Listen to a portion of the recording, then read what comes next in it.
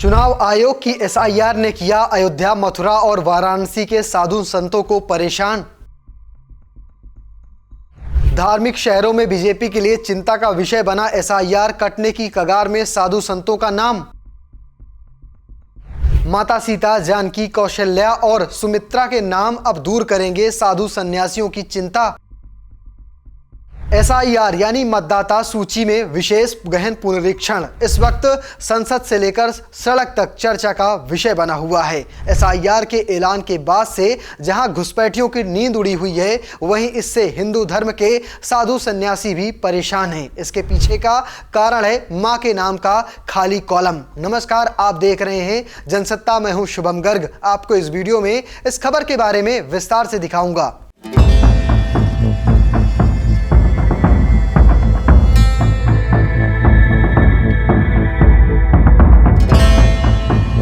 चुनाव आयोग द्वारा उत्तर प्रदेश में एसआईआर की अंतिम तारीख को 11 दिसंबर से बढ़ाकर 26 दिसंबर करना बीजेपी के लिए एक राहत की खबर साबित हुई है। वाराणसी, मथुरा, वृंदावन और अयोध्या जैसे धार्मिक शहरों में साधु संतों और सन्यासियों तक पहुंचना और उनसे एसआईआर फॉर्म भरवाना एक कठिन प्रक्रिया साबित हो रही है। अयोध्या में भाजपा के पूर्व सांसद और विश्व हिंदू परिषद के नेता रामविलास वेदांती ने अपने माता पिता के नाम के स्थान पर जानकी लिख दिया है, जो भगवान राम की पत्नी सीता का दूसरा नाम है। वेदांती अकेले नहीं है ऐसे, इसमें दिगंबर अखाड़ा के महामंडलेश्वर प्रेम शंकर दास भी शामिल हैं। इसके अलावा कई और साधु अपनी माताओं के नाम की जगह पर जानकी, सीता या फिर कौशल्या लिख रहे हैं।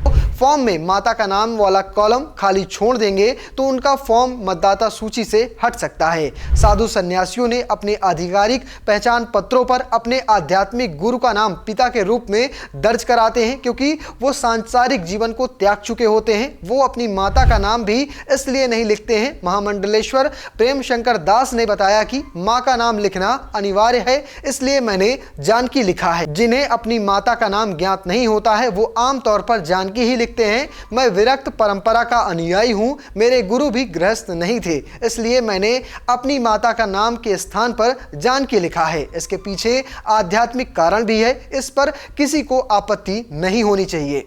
वहीं अयोध्या के एक वरिष्ठ भाजपा नेता ने नाम न छपने की शर्त में बताया कि हमें कहा गया था कि यदि माता के नाम जैसी बुनियादी जानकारी वाला कॉलम खाली छोड़ दिया गया तो साधुओं का पंजीकरण फॉर्म खारिज हो सकता है। अगर मतदाता सूची से उनका नाम हटे तो इससे पार्टी को मुश्किल होगी, क्योंकि अयोध्या में साधु हमारे वोट बैंक का अहम हिस्सा हैं। इसमें अधिकांश या उनके गुरु राम मंदिर आंदोलन से जुड़े रहे हैं और इनके आश्रम भी इस वक्त यहीं पर स्थित हैं।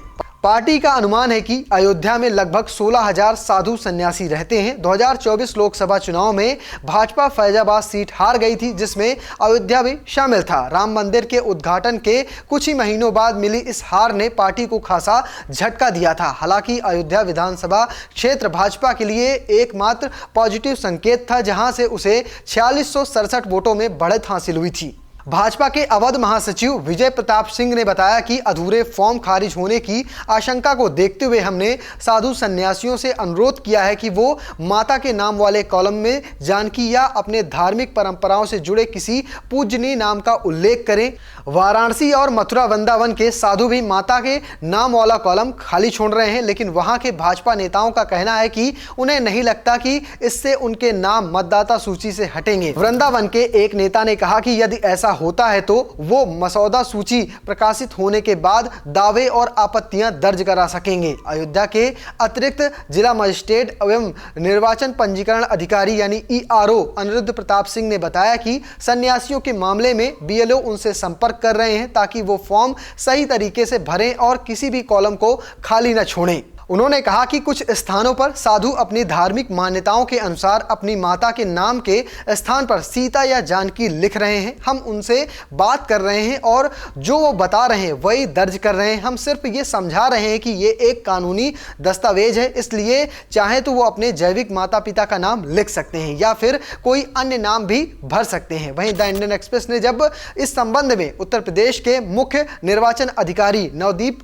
रेणुवा से संपर्क किया तो उन्होंने इस मामले पर टिप्पणी करने से इनकार कर दिया।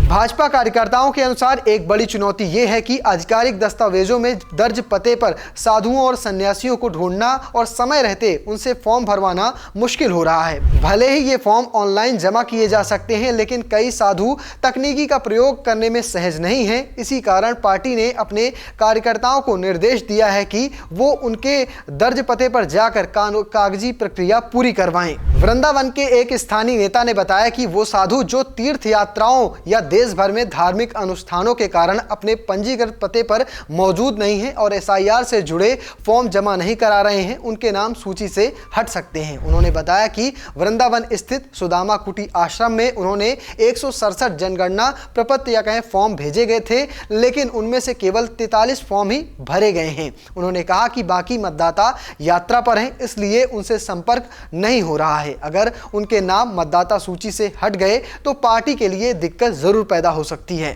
इस मामले पर महामंडलेश्वर प्रेम शंकर दास ने बताया कि अयोध्या स्थित उनके आश्रम सिद्धपीठ रामधाम में 12 मतदाता हैं, लेकिन उनमें से आधे धार्मिक यात्राओं के सिलसिले में यात्रा पर हैं। उन्होंने कहा कि बूथ स्तरीय अधिकारी अभी तक उनके एसआईआर फॉर्म नहीं दे पाए हैं। जैसे ही प्रपत्र मिलेंगे मैं उनसे संपर्क करूंगा और उन्हें वापस आकर फॉर्म भरने के लिए कहूंगा।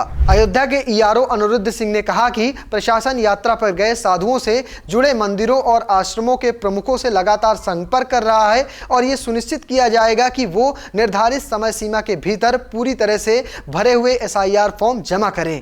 फिलहाल आप कैसे देखते हैं साधु सन्यासियों को? मां के कॉलम में जानकी नाम लिखने को कमेंट बॉक्स में लिखेगा और पेज को फॉलो करना, चैनल को सब्सक्राइब करना बिल्कुल भूलिएगा। धन्यवाद।